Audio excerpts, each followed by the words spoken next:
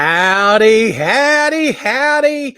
How are you guys doing? Welcome to, I think it's episode 113 of Cliff Notes Live. A good Monday evening to all of y'all. Hope you're doing fantastic. Big old shout out to all of y'all.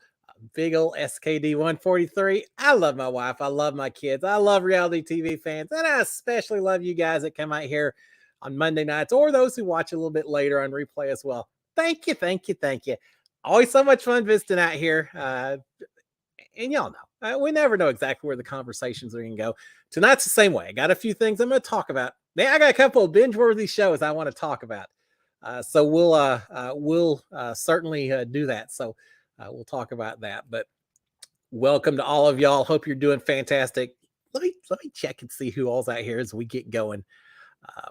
Let's see. Brian Hosser. Brian, how are you doing, sir? Hope you're doing all right. Jake, the horror movie geek. I saw a movie or two or TV show that you'd be interested in, Jake. Ma is out here. Hey, Ma, how are you doing? Yeah, we'll talk about the tornado. Cindy Hire as well. Hi, Cindy. How are you doing? Marilyn Sutherland, Andy W., Mark Taylor. Yeah, we'll talk about the challenge as well. Kiki, how are you doing, Kiki? And Michelle Moore. Hey, Michelle, how are you doing? Maureen Carroll as well. And Amanda Lowe, Keith Franken. See who I think. Oh, hey, Wyatt. How are you doing, sir? Welcome to all of y'all. Those of you who are watching on replay as well. And appreciate all of y'all. Now, I'll get this out of the way now, and then we'll talk about a few different stories and all that. For those of you who haven't done so already, please consider going out there and subscribing to my channel. It's funny when I do this show during Big Brother season, man, we're talking about Big Brother and everything kind of bumps up a little bit. And then during, I guess this is kind of my off season, right?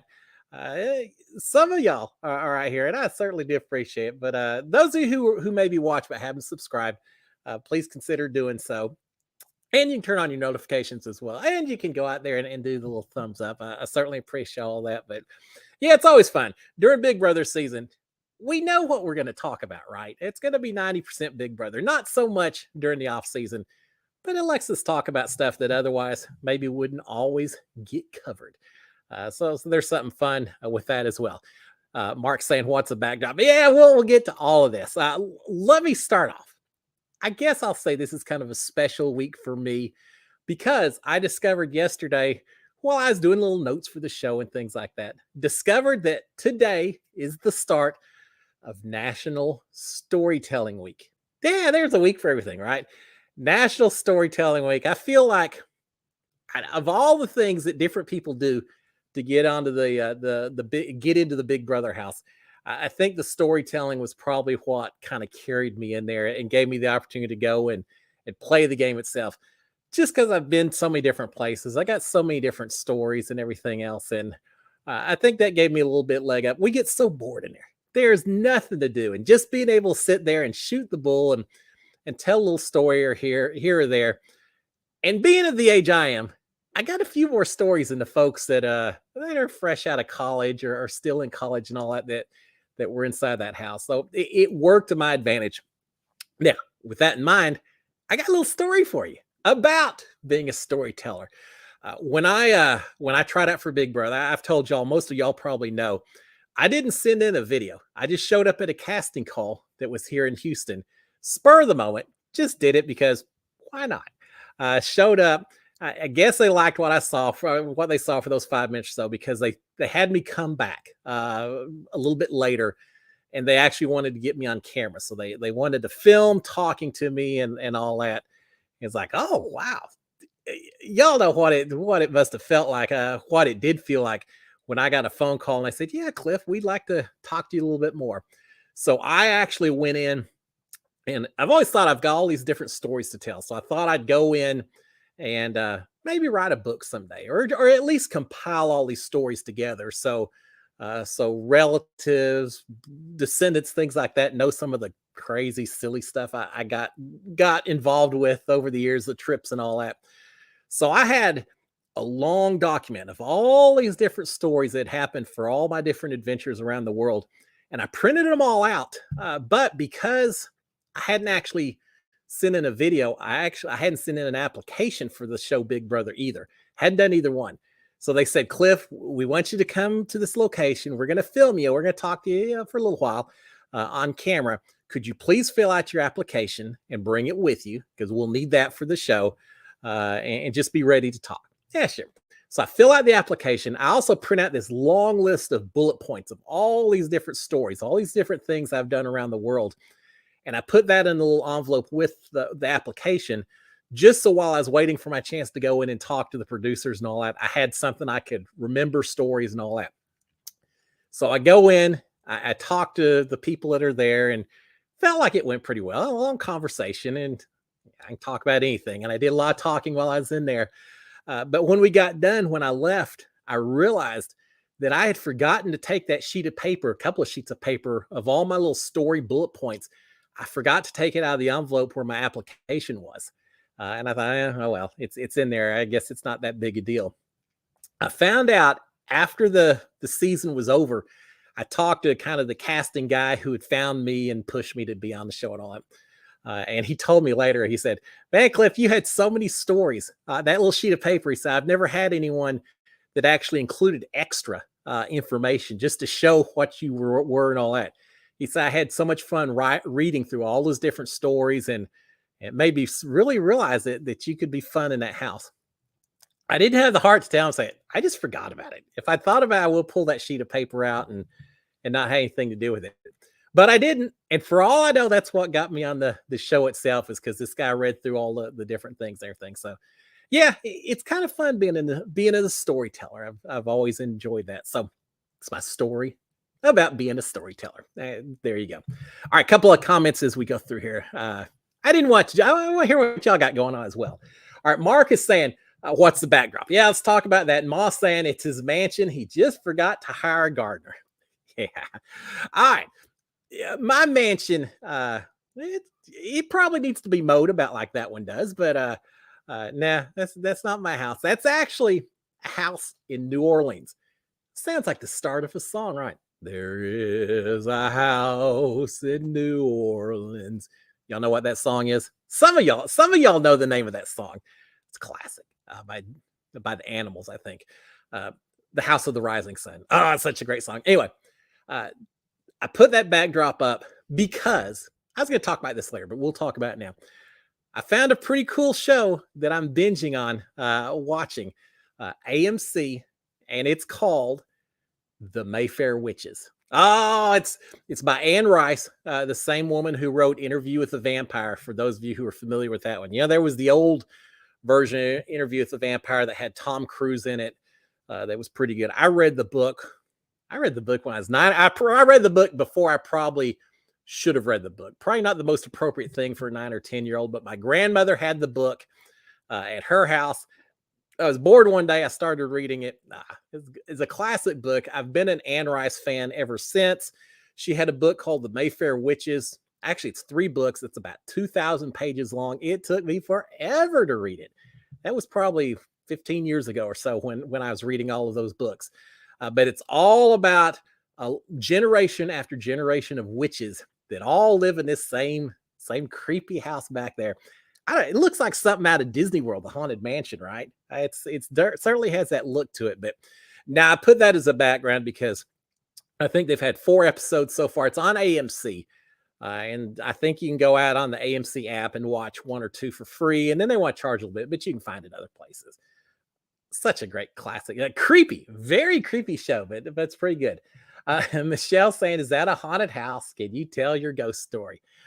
Yeah, I forgot about that. All right, I will, Michelle. Talk about storytelling. Yeah, I had mentioned a couple weeks ago about my one. I think my primary exposure to a ghost. I'll tell you 2 of them. 2 times that I really think I may have encountered a ghost. Yeah, I'll do that in just a second. But yeah, this is the I don't think it's the actual house, but it's a house that looked creepy enough. I could be. It looks just like the one from the show. If you haven't seen it yet, check out Mayfair Witches. Kind of a creepy soundtrack, a weird story, and everything else. But I really enjoyed it, so I wanted to throw that out there.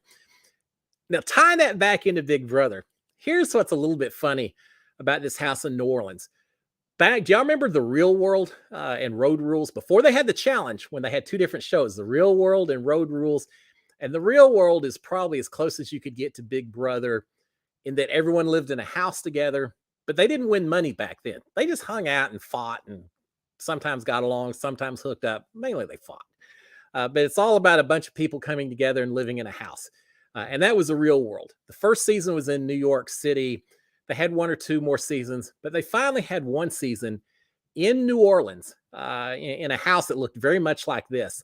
And I remember after I watched that, I used to watch The Real World, Sharon and I, all the time. And after the New Orleans season, I happened to be in New Orleans for a business conference. I drove all up and down those streets until I found the house that thing had been filmed at. This was probably before the days of the internet. I couldn't just type in where was the Real World New Orleans house filmed, but I found the house that it was filmed. And I thought it was so cool taking pictures saying, oh, those people I saw on TV were in this house right here. They walked out on this sidewalk right here. And I thought it was so cool that I was peripherally exposed to the real world. Who would have thunk that 20 or so years later, I would be in a house of my own doing something so similar to the real world, except there was money involved also, which is kind of sweet. But yeah, I've always, I guess what that says is I've always been involved and interested in reality TV from the very beginnings of this thing, even before Big Brother or Survivor was such a thing. So yeah, I thought that was kind of cool. I've been to New Orleans quite a few times. They have got the most kind of creepy, but kind of amazing mansions and stuff down there in their garden district and everything. Pretty well preserved. It's pretty cool stuff. So there you go. All right, Michelle wants to know a couple of ghost stories. I'll throw two up at you where I truly believe I may have encountered something. We'll just call it something, right? All right.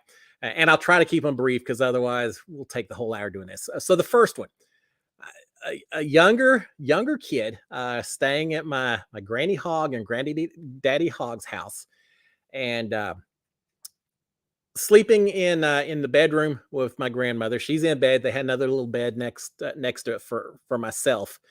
And in the middle of the night, I wake up and I look up and I can see a man standing in the doorway of this house, of the house, and or standing in the doorway between the hallway and my grandmother's bedroom. And I sat there and thought, is that Granddaddy Hog? No, it's not Granddaddy Hog. It's just someone standing there in the house. But they looked old timey. They had an old timey hat on and everything else, and they didn't move. They just sat there and looked and looked and looked. And finally, I got a little scared, and so I hollered at my granny. Said, "Granny, who's that? There's someone in the door. There's someone in the door." And she immediately turned the light on. When she turned the light on, there was no one there. No one. But meanwhile, she starts screaming. My granddad gets up out of bed. They both go through the whole house looking around. The doors are all locked. There's no windows open, nothing. There were only two adults in the house at that time. My granny, who was in bed, in the bed next to me, and my granddad, who'd been in bed as well. Never knew. I don't know what it was. And they at the time said, "Oh, you dreamt something. You saw a shadow." No, I was a little kid who sat there and stared at this figure for 10 minutes or so, wide awake, but a little bit scared to say anything because you know how that goes, right? To this day, I know I wasn't dreaming. I know there was someone standing there. I could make out maybe not the features of the guy's face, but enough to know it was a man. Enough that he had one of those hats on from the 40s or 50s or so. I knew he was facing towards me. It wasn't just shadows. That was it. So that's my first experience with some kind of spirit. Spent a lot more time in that house. Never saw anything like it again. Certainly kept my eyes open a few times in the evenings, but that was my first one. The other one maybe hits a little bit closer to home, has a little bit more relevancy to life and everything else. And this one occurred on the night that Sharon and I got married. We got married at a church near her parents' house. And after the ceremony was over, we actually drove back to her house to pick up clothes for the honeymoon and for her to change clothes and things like that. And so we go back to her house, and she had a grandmother who was not alive at this point in time, that that had passed before the wedding itself. But we talked a little bit about, oh, she would love seeing this and all that. Well, we get to the house, we go in through the back door, or we get to the back door, and as we get there, we realize that we don't have the key to get inside. That it's in, I think, Sharon's purse or somewhere. And so Sharon says, I don't have the key. I'm gonna have to go back to the car and get the key. At that time, I said, nah, we don't have to. Someone's opening the door for us. I looked down and the door handle was rattling. Yeah, you know the way you see it when someone's trying to unlock a door and you can kind of see it shaking a little bit and twisting as they do that. I said, no, so I don't know who's here, but they're opening up the door for us. And Sharon said, there's no one here to open the door. And I said, well, yeah, look, the doorknob. The doorknob's moving. Well, all of a sudden it stopped. That was it. There wasn't anyone there. No one there at all. We ended up having to go back, get the key, open the door, looked all around. No one in there. But I know that doorknob was turning. Someone was trying to let us into that house. I know it. I know it. I saw it, and I think we think it's probably her grandmother that was there, just letting it be known that she had been there on the wedding day, even if not in person, in spirit, literally in spirit, that she'd been there at the wedding as well. And that was her little message to us. So there you go. No crazy poltergeist. Thank the Lord for that. I don't need any Amityville horror kind of stuff. No Jody the Pigs or anything like that. No, just straight up friendly ghost, friendly spirits, whatever, that were there. But I remember both of those. That first one was 40 years ago, 45 years ago. I still remember it. Second one, 32 years ago. Remember it like it was yesterday.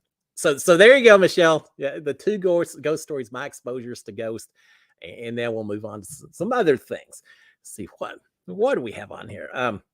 Mama's saying, did you watch The Last of Us? Only watched the first episode so far. Cindy saying, how was the first episode? Yes. The two binge-worthy shows that we watched was The Mayfair Witches and The Last of Us. We're up to episode 3 or 4? I think, yeah, it's episode 3 that was just on last night. Can I say, this is a very interesting show. Now, I know it's based on a video game. I've never played the video game. Nick Macarone had talked about how phenomenal it was compared to the game, or matching up with the game and everything else. I don't want to give any spoilers, so I'm going to be very limited on everything I say, other than just to say it's kind of an apocalyptic, picture the Walking Dead. It's kind of a similar format, but a little different. And people trying to survive. There's a lot of stories to be told. People just trying to survive day to day, relationships. There's just a lot going on with this show. It's a little creepy. It certainly gets your attention. It makes me really want to play the video game as well. I saw a thing that it's coming out on the PS5. I'm a little behind on my hardware for video games. I still got the Xbox.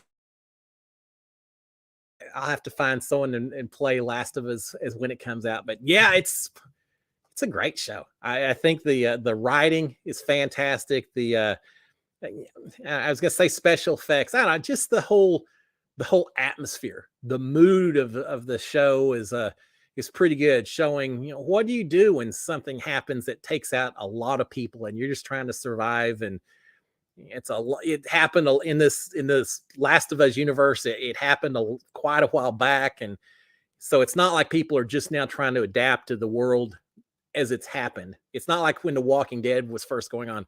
This happened a long time ago. There's not a lot of us left. How do we survive? How do we move on? Is a lot of what I saw in this. So yeah, I loved it. It's got me very excited, very interested for the next episode of that show. I love those kind of shows. Y'all know I'm a huge fan of Dawn of the Dead and some of the other zombie shows and all that. And again, this isn't quite the same, but it's close enough. It's a lot of what would you do and how would you survive if you were in that kind of situation. So yeah, I'm loving it. If you haven't watched it, check it out. I think it may be on HBO Max, I think, but who knows how many different ways it's out there. But if you can find the episodes and watch them, it's well worth it. I love it. It was fun. All right. Mark Taylor saying, how many weeks are the finals in the challenge? And when does Challenge All-Star start? Did they already show us the cast? All right. Last question first. I am about 99% certain they've already run the Challenge All-Stars. I don't know that they ever announced the cast. Now, we know from the United States, it was Sarah and Ben, right? That won the US version of the challenge. So they're competing in it. And I think they're competing against the winners from Argentina, the UK, and South Africa, maybe. But I don't know who those people are. It's kind of a shame we haven't been able to watch the challenge from those other countries. I don't know that it's out there, and I guess I haven't done enough looking to see if I could find it. But yeah, I'm pretty certain that that's the case, because I actually had met Ben at a Survivor watch party that was here in Houston back last fall, and I had talked to Ben something about going to Hearts of Reality, and said, yeah, maybe tied up with something else, and he couldn't give me any details at all, but it was doing the challenge. So I'm pretty sure they've already had it. I don't know if there's spoilers out there. There's some shows that I find spoilers, and it's okay, but the challenge, I like to just be surprised. And so I don't know if I think they've already run it. I don't know who won, and I'm going to try avoid finding out. I'm ready for it. They haven't even made any announcements, as far as I know, of when the challenge, World Challenge, I guess, starts. But I am looking forward to it. Now, there have been some announcements about Survivor season. Is it 44? I guess it's 44 that's coming up this spring, March 1st. March 1st is when it's going to premiere. I'm looking forward to it. There's a couple of people from the Houston area on there. A little birdie told me. So I know there's a couple of people on there that I'm surely going to be cheering for. One of them wants to be a rocket scientist. I'll be cheering for him. I'm going to be cheering for this other person as well. I'm looking forward to another season of Survivor. We got Survivor, then turn right around, and we got Big Brother coming up. Casting started on that as well. If you haven't already considered doing your video. Now, Mark, getting back to the other question, I wasn't going to forget it. How many weeks is the finale? For those of you who don't know, TJ Lavin announced on last Wednesday's episode that he now has the people competing in the final. There's there 8 people left? Yeah, four duos, 8 people left. They're competing in the finale, or the final, I guess. So I don't know. I don't know that they've announced it for certain. You're back to the point where you can go out in the TV guide and see how it's listed. But I'm guessing it seems like the past few seasons that it's a 2-part final. So I'm guessing that this coming up Wednesday, we'll see the first half of the final. They'll cut it off through the first day or so, and then they'll turn around and have the second half the following Wednesday. So I'm guessing there's 2 more episodes of the challenge, and then we're done with it. And they may surprise us. They may turn right around and do it all in a single episode. I don't know. I kind of hope not. It's kind of fun to see it and split up. Here's my thinking. Right now, you've got four duos that are playing together as teams to try to win. I think it's $1 million.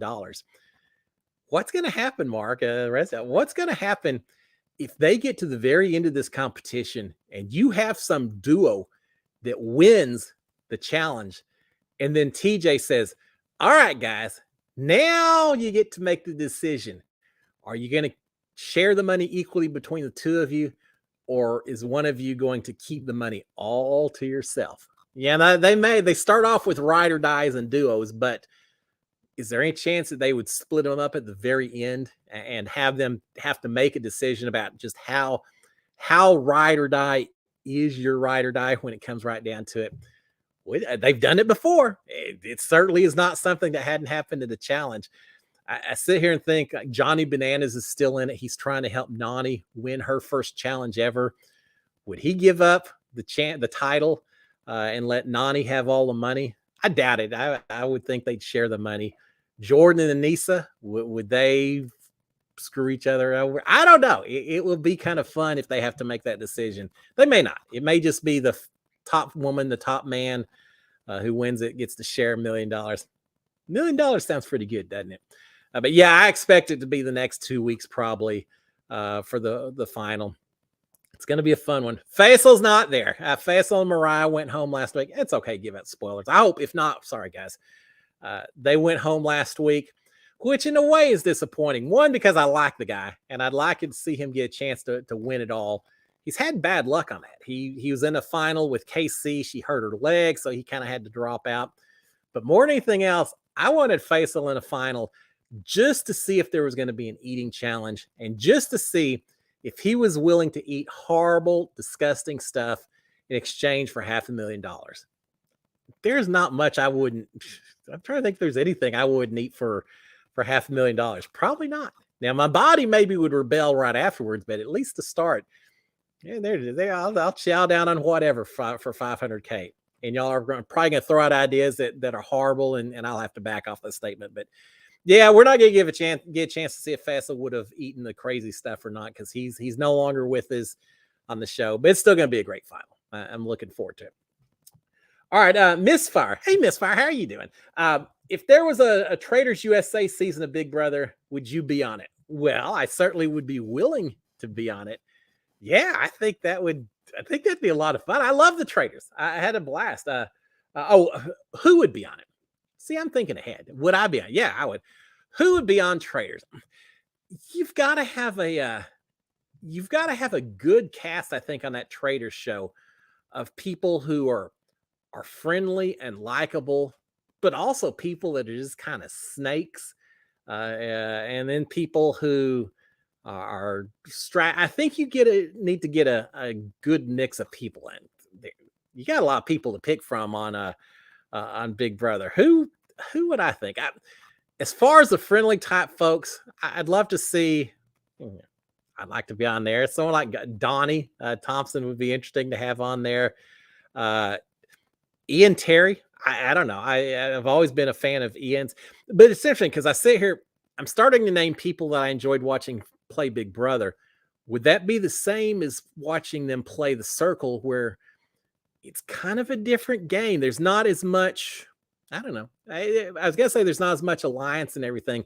There could be. You got to work together to get people pointing the fingers at someone else. Maybe the key to playing a good game of The Circle is being deviant enough that you can, or devious, maybe not deviant. You could be that too, but devious enough to get people to point fingers at other people instead of yourself, but also charismatic enough that you're able to convince people that no, don't pick me. I'm not the traitor. I'm a faithful person. You can stick by me.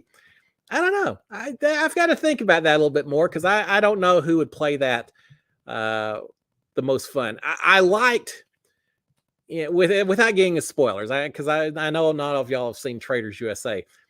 I like people that kind of go against maybe what we expect of them on the show. The people who are the friendliest, maybe let some of them be the traitors. The people who are maybe the biggest villains, let them be the faithful people that are supposed to be working with everyone else, but everyone's going to suspect them and all that. I kind of like to see things getting shaken up a little bit. So I don't know specific names, but I'd like to see roles kind of reversed. Big Brother, the way you played the game versus the way you played the traitors would be kind of cool. There you go. All right. Vicky Stone saying, yeah, let's talk about the cold. It's freezing in Lexington. Are you keeping the squirrels warm? All right. 2 different topics to talk about on that. First of all, I feel for you up there in Lexington, because it's a little cold down here in Houston. In fact, right before I started the show, we turned the fire on. It is freezing cold in this house. But over the weekend, 75 degrees or so. I mean, it was warm down here. So it's like, how do you turn on the heater when it's 75 outside already? So we've avoided it, but it finally got so cold this evening, and the old cold front's coming through. So yeah, I sympathize. It's not nearly as bad down here as up in your neck of the woods. Heck, up in Dallas, Fort Worth, they've got ice storms and all kinds of stuff. And I've heard Arkansas is bad. So yeah, I'm sure going right on across, it's not any better. So yeah, good night for staying indoors and staying warm, right? We'll talk about the squirrels in a second, because that's the one I don't want to keep warm. Little squirrel battle here going on. But I did want to mention, because I forgot all about it, the big event from last week that we had down here in Houston, we had a tornado. I did this show on Monday night. come Tuesday, we had a huge storm that was supposed to come through. In fact, it was so bad. David Alexander and David lives here in Houston, and David and I were going to go eat lunch together. Had it all worked out. We ended up canceling because they were saying the weather was going to be so bad. They were saying tornado force winds, hurricane winds, just nasty stuff coming through the city of Houston. So we said, yeah, we'll do it some other time. Sure enough, about 2 o'clock or so in the afternoon, all our emergency alert systems start going off.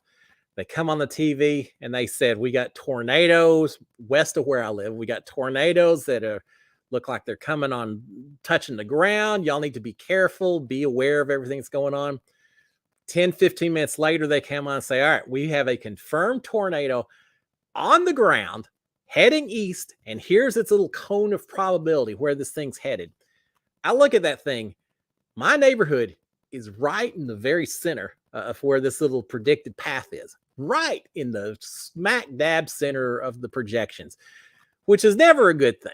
Yeah, no, not at all. And this was what I think it was like 2:18, and they said it's going to be passing over, our area at 2:24. I think the emergency tornado warning is going to be for the next 10 minutes, 6 minutes, whatever. So, and it's coming right towards us. So we have our safe place in our house, inner bathroom didn't have any windows or anything else. So we know where to go in case there's going to be a tornado. So while we're waiting for that, I opened up the front door just so if I hear a freight train coming, I know it's not a train, it's a tornado. And just kind of watching just to see what I can see. The rain coming down is blowing completely horizontal.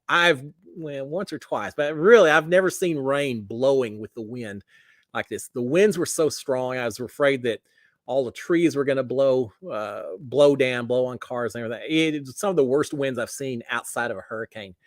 And we waited and we waited. A little bit later, about 5 minutes later, they came on and said, it is on the ground. It's causing damage. It's right here in Southeast Houston. And we looked on the map where it was. It was so close to our house. So incredibly close.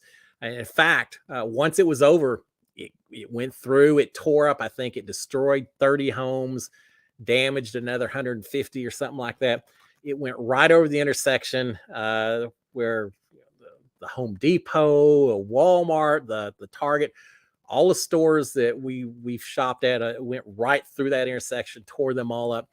It's about 2 miles from our house, 2 miles north of where we live, 2 or 3 miles is where it went through and did all this damage. So yeah, it was a little scary. We have to deal with hurricanes down here in Houston, but we typically don't have quite as many tornadoes as you have out in West Texas, up in Dallas-Fort Worth, Tornado Alley up through Kansas and Oklahoma and all that. They have the really nasty ones. We tend to have tornadoes that spin off from hurricanes and Gulf humid weather coming in, all, but not really the way those guys have it up there. This was an F3. That's a big tornado. So yeah, we were dang lucky. The only thing happened here, we had branches come down. I know a lot of people in our neighborhoods lost some fences and things like that. But as far as I know, houses all intact and all that. So it made for a stressful Tuesday. Kind of was wishing it was still Monday talking to you guys instead of having to go through that stuff. So there you go. So yeah, it was a very eventful. And now I put on my reminder, the tornado, and me kind of looking there and all. I feel kind of bad because there's people who truly are suffering down here after tornado damage. So I certainly didn't want to make light on it, notifications, but still, I thought that was okay to put out there. It was rough. All right, back to the other part. I want to stay warm. Squirrels, not so much. I've told y'all I've had this battle with the squirrels who've been up in our attic, absolutely driving us bonkers, driving us crazy. I had to do something because I've been told that late January, early February is when squirrels down here start having little litters. And the last thing I want is a lot of little baby squirrels up in the attic of my house and have to deal with that. Trying everything to get these things out of there. God, I've sprayed more stuff up there, banging pots and pans, everything to try to scare them away. They know they got it good, where it's nice and warm inside the house. So it just wasn't working. Last week, I happened to look outside. The neighbor across the street was talking to a guy with a ladder, pointing at some different holes and going, eh. And then I wonder what he's got going on. So I walked across the street, asked him, said, "Hey, any chance you're dealing with squirrels?" He said, "Yeah, they're up in my attic. They're driving me crazy. I can't stand these things. I want them gone." And so he was talking to a handyman about the possibility of fixing wherever they were getting in the house. Guy gave him a quote. I said, "As soon as you get done, come over and talk to me because I got the same problem." It turns out these little ingenious, sneaky squirrels, not just my house, just not the house across the street, several houses on this cul-de-sac have all become nice little havens for these squirrels. They've just got a whole little vacation paradise going on because they got access to all kinds of different locations. So I ended up getting this guy to come back over, went up on a very tall, very long ladder. Sharon won't let me go up on ladders anymore. She's worried I'll, you know me, I'm willing to try. I'll take any kind of risk, do whatever. She said, "Yeah, you're not going up on a ladder." But this guy went up on a ladder, found a couple of little holes where squirrels had kind of chewed through some wood to get up into the attic. He sealed them all up so they couldn't get in. The next day or two, I was waking up in the morning and in the evenings, right before the sunset, where they're most active, standing out in front of my house, just waiting for those squirrels to show up. And as soon as they jump up off of a tree, get up there where these little locations used to be, I could see them trying to find out where the hole was, what was going on. And I'd start yelling, throwing stuff up there and scare them away because I didn't want them to, try to get back in. It worked. They're gone. Now, here's the other part too. I also, after I made sure they were gone, went up in the attic and checked all around because I also didn't want any other squirrels that were trapped inside or babies. I'm not horrific or anything. So I wanted to make sure there weren't any issues there. Nothing inside. They're all outside. They can't get back in. So ding, ding, ding, ring one for old Boss Hog. It took some outside assistance, but my squirrel problem is gone. Last year it was bees. This year it's squirrels. I don't want to know what next year is going to be. We got all kinds of wildlife here in this part of Houston. So yeah, and possums, skunks, copperhead snakes. Well, we even have some coyotes, not right here, but nearby. I don't want any of them in my backyard right now. So hopefully we're taken care of for the rest of the spring. They can go have their baby somewhere else as long as it's not here. All right, Tina Harlan Sandstead. Hey, Tina, how are you doing? Grew up in LaPorte, now live in St. Louis. I've been through hurricanes and tornadoes. We'll take a hurricane any day because you get time to leave. Yeah, I get what you're saying. And I kind of agree with you. I grew up in Dallas-Fort Worth, so I was much more exposed to tornadoes and this idea that it'll come down and it can do all kinds of damage, but it's very limited. Little path here and there. Although there have been some big ones. I remember growing up that just devastated entire cities. Wichita Falls in 1974, Saragossa. And it's kind of bad that I know the tornadoes that hit, but yeah, at least a hurricane. Now the scary thing with a hurricane is a tornado. It's there and gone before you know. I mean, that's not great, but at least you don't spend a lot of time worrying about it. A hurricane, with the weather forecasting that they have nowadays, these old weather forecasters will say, "Oh, there's a little spot. There's a depression where the pressure is 10 psi less than everywhere else, right here off the Cape of Africa, and it's going to take 3 weeks before it gets over here. But we think that could maybe cause concern." So you spend 3 weeks watching this little spot work its way across the Atlantic Ocean, and wondering, is it going to come into the Gulf of Mexico? Is it going to go somewhere? Is it going to go up towards Greenland and not mess with anyone at all? So it's that little buildup. Every day you're waking up, you're checking, it's getting a little bit closer, and you start getting worried. And then you get to that part where they start drawing the pass. Here's where the hurricane's going to hit. And it's such a horrible feeling where you're saying, "Oh, just don't hit right here at my house. Don't go up through Houston. Go hit somewhere else. Go bother these people.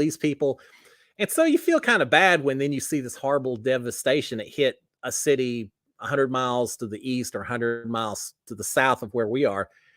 And you're thinking, well, I'm glad it wasn't us, but sometimes it has to be someone. And we've gotten pretty lucky. I've now dealt with a few hurricanes while we've lived here, and Sharon's dealt with a few more while she was growing up here in Houston, and yeah, they're no fun at all. It's those things can deal a lot of damage. But yeah, so Laporte, just up the road from us, you know exactly what I'm talking about. Not so much as St. Louis. What do y'all have? St. Louis has tornadoes as well, right? Not hurricanes so much, but tornadoes. All right, Brian us there. Did you know Holly tried out for Survivor before getting on Big Brother? Nah, I didn't know that. I knew, and I didn't know any of this while I was in the house, but I knew that she had some encounters with the Bachelor. I guess it'd be the Bachelor for her, trying to get on that show, and that she maybe had known some people from that show and everything else. So I knew she had some exposure to that. I kind of knew that while I was in the house. She had said something about how maybe she knew some people from The Bachelor, but she really downplayed it, her involvement, which I would too. But no, I didn't know that she almost got on Survivor. I love Holly. She's nice and all that. I don't see her excelling at Survivor. And now I don't know why I say that, because she won a few challenges while she was in the house. It's not as though she's a slacker when it comes to athletics and everything else, but and she lived in Wyoming, right? So she grew up cooking food in the outdoors and everything else. So maybe I'm short shrifting her. Maybe she actually probably would do pretty well, as I think about it, because she grew up in the outdoors more so than some of the other people during my season. So yeah, maybe I I can see how a Survivor would have been interested in the girl who grew up in the outdoors, running dude ranches with her dad and all that, and sisters, and also did the beauty pageants. That's kind of an interesting little dichotomy, I guess. Interesting little story spin doing both of those. So I could see how they would have really enjoyed it, but I didn't know that. The person I did know that was very involved with Survivor and almost made it on the Survivor over Big Brother was Ovi. Ovi got, I want to say, to the finals, but I could be wrong. Maybe it was the semis, but Ovi got very far in the process to get onto Survivor. And he told me what season it was, and I can't remember now. But he almost got on Survivor. And when he didn't make it, it's when someone talked to someone else and said, "Hey, this guy didn't make it on here. You know, would y'all be interested in having him for Big Brother instead?" And they said, "Yeah, let's talk to him." And so that's how Ovi got on Big Brother instead of Survivor, because he didn't make the cut on Survivor, and they grabbed him as soon as they could for our show instead. Which, for selfish reasons, I'm glad, because I'm so glad I got to meet Ovi. He's such a great guy, and I wish he'd been in the house longer, because I would have been as tight with Ovi as I was with Nicole. We would have made a wonderful trio playing that thing through to the end. It didn't work out, but I'm glad he was in the Big Brother house, so I got to know Ovi. But yeah, it's funny how these you get the overlap between the different shows. I've talked to one or two people who've wanted to try out for Big Brother, and I said, man, even if you don't have any interest in being on Survivor or The Amazing Race or any of these other reality shows, try out for it. Even if you don't really think you do great on there, try out for these other shows, because you never know when there may be some casting person for that show who says, yeah, you're not really a fit, but I'm going to send your video over to someone else. It takes all kinds of different ways to get on these shows, right? All right, Kiki is saying, Cliff 1, Squirrels 0. As much effort as I put into it, I feel like it may be a little bit more Cliff 11, Squirrels 10, because this was kind of a Rocky Balboa type situation. Those Squirrels got me a little frustrated at times, but in the end, in the end, the dominant the dominant creature, I hope that's the case, won out. Yeah, it wasn't easy, but it worked out. All right, Mark's saying, how many times has Anissa been in the finals of the challenge? She said last week that she has been doing the challenge for 20 years. She's never won it. She's made it to the finals a few times, right? I don't remember that many times that she's made it on, and I'm not a Wikipedia of the challenge contestants and all that. It seems like when I've been watching, typically Anissa makes it almost to the very end, and right before the finals hit is about the time that she gets cut loose. And some of it, I know there's people like Fessel that really did not want to run a final with Anissa, and so she sometimes kind of gets abandoned and not really wanted or desired by some other people in there. But I don't know. I don't know how many times she's actually run a final. I know she's never won one. I'd love to. There's so many interesting connections with these 8 people that are left. Anissa and Tori are best friends, but they're competing on. They're in different duos. It could come down to them competing against each other to see who wins the million, who doesn't. You've got Tori and Jordan, who used to be romantic partners. Then they had a big falling out, and now they're in the house together. They've been doing all kinds of yelling and arguing with each other. What if it came down to Anissa and Jordan on one team and Tori and Devin on another, and one wins and the other one doesn't? It's got to be a fun final. But yeah, I know Anissa's never won it in her 20 years. Can you picture doing any show, any reality show for 20 years? Can you picture doing, if Big Brother was done the way that the challenge was? Can you picture 20 years of me being in the house every summer over and over again and playing with all the same people, and, bringing a few different people here and there. But for the most part, you got a core group that just seems like they're always there. I got to say, if I played 20 seasons of Big Brother, I would be such an expert on everything. I would be able to read every person's body language, know every kind of strategy or lie that could possibly be told. I feel like you would just be the uber contestant after 20 years of Big Brother. Now, having said that, I'd love to go back play Big Brother again. And the chance in the world that I'm spending 20 years, that I'm spending every single summer inside that Big Brother house playing that game. That would be a little tough. That is way too much time on your life. I'd probably play until I won my first $500,000, and then maybe I'd go on a vacation elsewhere every occasional summer or so. But yeah, 20 years and she's still fine. I hope she gets it. I'd love to see that. All right, Misfire saying you should watch Destination Fear. I don't recognize that. It sounds good. It's got me intrigued just by the title. Is that something similar to Fear Factor or some of those shows? I don't know. I like those shows where people are forced to face up. Speaking of the Special Teams reality show, still enjoying that. Appreciate y'all turning me on to that show because it's been a lot of fun. I love any show where people are challenged to go above and beyond what maybe they or other people expect of them, and to see how they thrive. Win or lose, you force yourself to kind of go push your envelopes a little bit. And I always like that. I did it inside the Big Brother house, had a blast. Any show that forces people to do that is okay in my books, except for Squid Games. That may be pushing the envelope just a little too much. All right. Amanda Lowe saying, watch the documentary on the Sally house is that KS? It's supposed to be the most haunted. Oh, in Kansas, most haunted in America.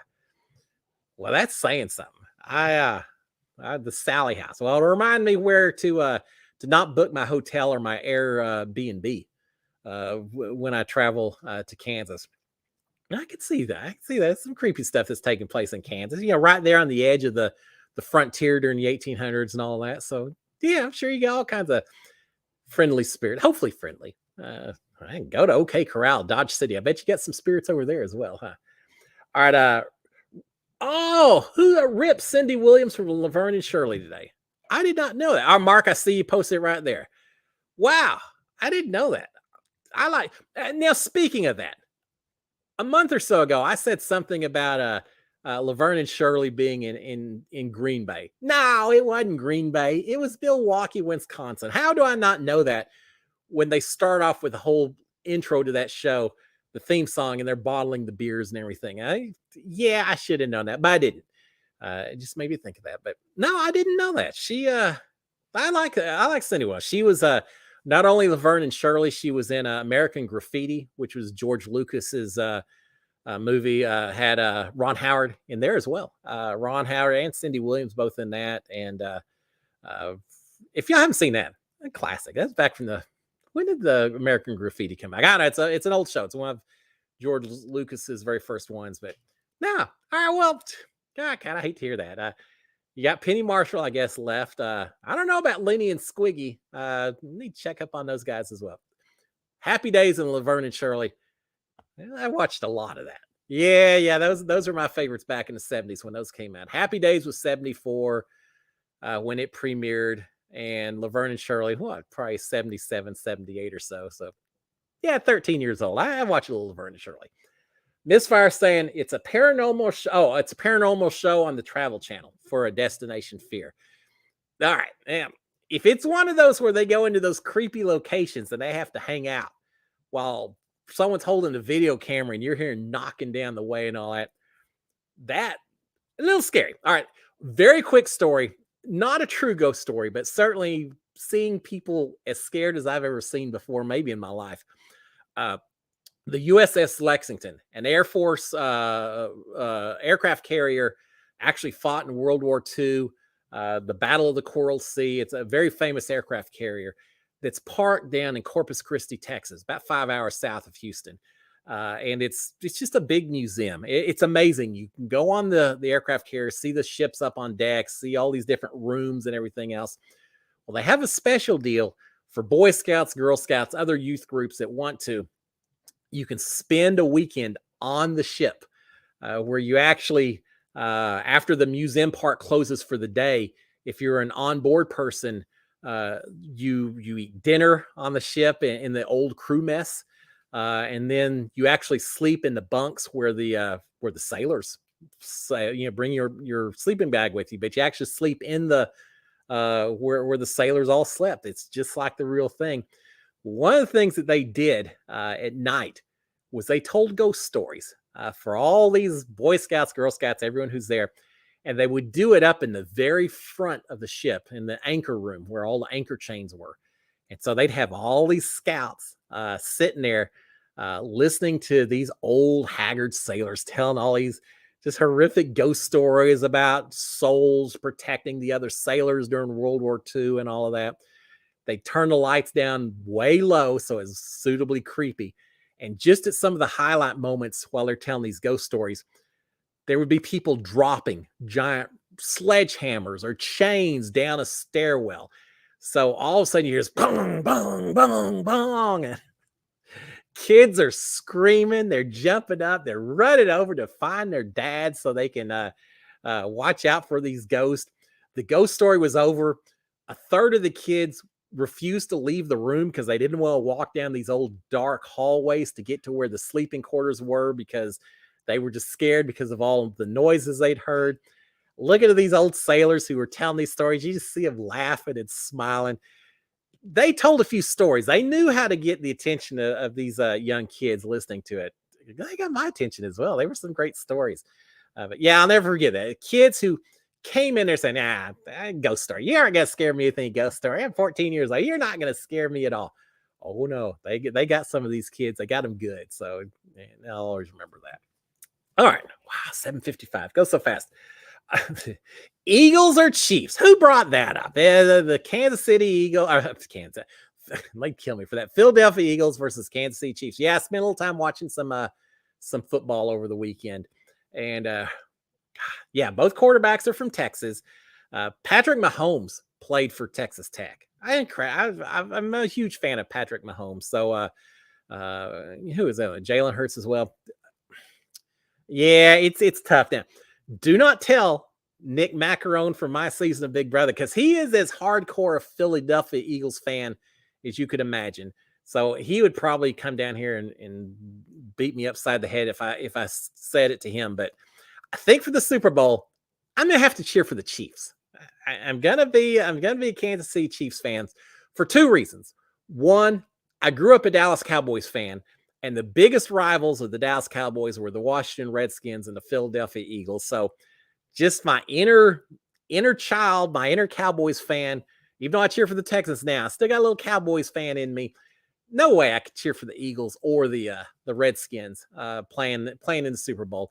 But also the Kansas City Chiefs, before they were the Kansas City Chiefs, they actually played in Dallas. They were the Dallas Texans and played here before the Dallas Cowboys were anything. It was the Dallas Texans that were here. I think it's Lamar Hunt who owned the team.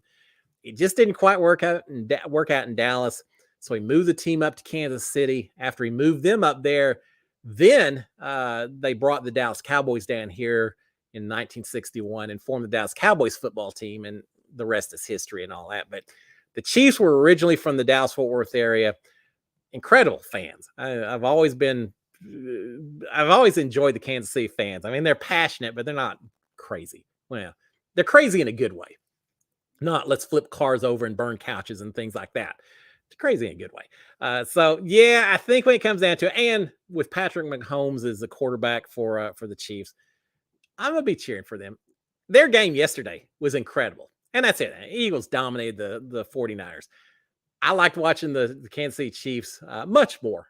So yeah, I'm gonna be cheering on the Chiefs for the game. But again, if I tell Nick that, he'll probably never talk to me again. So it's all on the download, right? We'll see though. I don't know. I haven't followed professional football as much because my Texans just absolutely are horrible. Somewhere down the road, maybe that changes. All right.